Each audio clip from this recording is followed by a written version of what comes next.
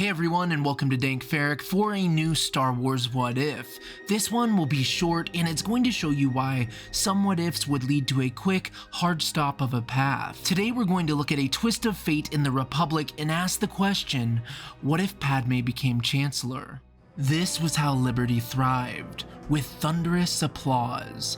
Padme spent a life in service to the people. Her term ended as Queen of the Naboo, and then later she was convinced by her replacement to take on a role as Senator of the World. But in this story, we'll dare say that somehow Padme becomes Chancellor of the Galactic Republic. Perhaps Palpatine fell ill and was forced into an early and undesirable retirement, and so if she did, how would this affect the war?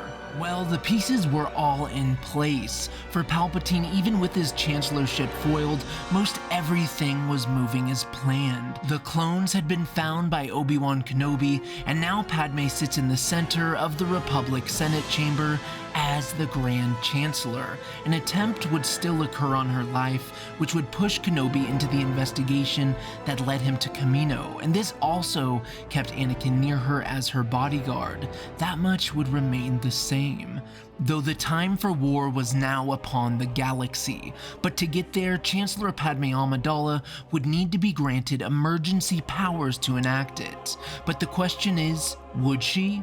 I fear not. Instead, even with knowledge of the clone army, she would go forward to find a diplomatic solution to this quarrel with the separatists on Geonosis. Knowing Padme, there is a chance she would either go herself, knowing that the Chancellor's voice was the most powerful, or she would send her most trusted of senators, though in this case it would be a marriage of the two. And with that, Padme, Bail Organa, and Mon Mothma left for Geonosis with 2 Jedi, one of being Anakin, and several Senate guards. But when she arrived to meet with Count Dooku, she would not find the diplomatic negotiations to go in her favor.